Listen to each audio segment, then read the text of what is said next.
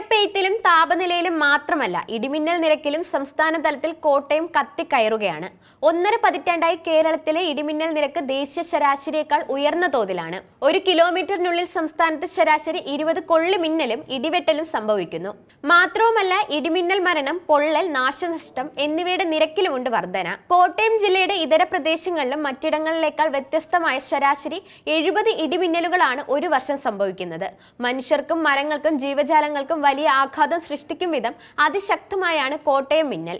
പശ്ചിമഘട്ട മലനിരയിലെ വലിയ കൂമ്പാര മേഖലകളുടെയും ഉയർന്ന അന്തരീക്ഷ ഈർപ്പത്തിന്റെ സാന്നിധ്യവുമാണ് കോട്ടയം മിന്നൽ മേഖലയാകാൻ കാരണമെന്ന് ഇത് സംബന്ധിച്ച പൂനെ IITMന്റെ സഹകരണത്തോടെ ഗവേഷണം നടത്തിയ ഗുരുവായൂർ ശ്രീകൃഷ്ണ കോളേജ് ഫിസിക്സ് വിഭാഗം പറയുന്നു. കടലിൽ പതിവായ ന്യൂനമർദ്ദവും കാറ്റിന്റെ ഗതിയും ഇതര കാരണങ്ങളാണ്. 1 പതിറ്റാണ്ടായി സംസ്ഥാനത്ത് ഏറ്റവും മഴ രേഖപ്പെടുത്തുന്ന പ്രദേശങ്ങളിലാണ് കാഞ്ഞിരപ്പള്ളി താലൂക്ക്. താപനിലയിൽ സംസ്ഥാനത്ത് മുന്നിലുള്ള പുനലൂരിനും പാലക്കാടിനുമൊപ്പം കോട്ടയം വടവാതൂരും ഇടം പിടിച്ചിട്ടുണ്ട് 3 വർഷമായി. കഴിഞ്ഞ വർഷം മാർച്ച് അവസാന വാരം വടവാതൂരിലെ 2 ദിവസം പകൽ താപം 40 ഡിഗ്രി വരെ എത്തിയതായാണ് IMD സ്റ്റേഷനിലെ രേഖ. കടുത്ത വേനലിനൊപ്പം മഴക്കാറും ഈർപ്പവും വർദ്ധിക്കുന്ന സാഹചര്യത്തിൽ ഏപ്രിൽ മെയ് മാസങ്ങളിൽ വൈകുന്നേരമാണ് ഇടിമിന്നൽ അപകടം വിതയ്ക്കുന്നത്. കോട്ടയത്തിന്റെ കിഴക്കൻ അതിർത്തിയായ പെരുവന്താനം, വടക്കേമല, കൊക്കയാർ പ്രദേശങ്ങളിലും കുമ്പാര മേഘങ്ങളും അപ്രതീക്ഷിത മിന്നലുകളും ഉയർന്ന തോതിലാണ്. അതേസമയം ഏപ്രിൽ വരെ തീപിടുത്ത കാലമാണെന്നാണ് ഫയർഫോഴ്സ് വെളിപ്പെടുത്തിയിരിക്കുന്നത്.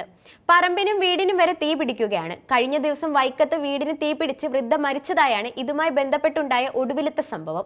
നഗരത്തിൽ ഇതിനോടകം 16 ഇടങ്ങളിൽ തീപിടിക്കുകയുണ്ടായി. അശ്രദ്ധയാണ് മിക്ക അപകടങ്ങൾക്കും പിന്നിലെ പ്രധാന കാരണം. അലക്ഷ്യമായ മാലിന്യങ്ങൾ കത്തിക്കുന്നതും സിഗരറ്റ് കുറ്റികളും തീപ്പെട്ടിക്കൊള്ളുകൾ വലിച്ചെറിയുന്നതും തീ ആളിപ്പടരാൻ വലിയ തോതിൽ ഇടയാക്കും.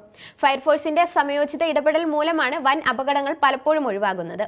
അപകടങ്ങൾ ഒഴിവാക്കാനായി പല കാര്യങ്ങൾ ശ്രദ്ധിക്കേണ്ടതുണ്ട്. കാടുകയറി കിടക്കുന്ന സ്ഥലങ്ങൾ വൃത്തിയാക്കുകയാണ് അതിൽ പ്രധാനം. ചവർ കത്തിക്കുന്നതിന് മുൻപ് വെള്ളം കരുതണം. വലിയ മാലിന്യ കൂമ്പാരങ്ങൾ ഒന്നിച്ച് കത്തിക്കാതിരിക്കുക. പെട്രോൾ വീടിന് സമീപം ഒരിക്കലും സൂക്ഷിക്കരുത്.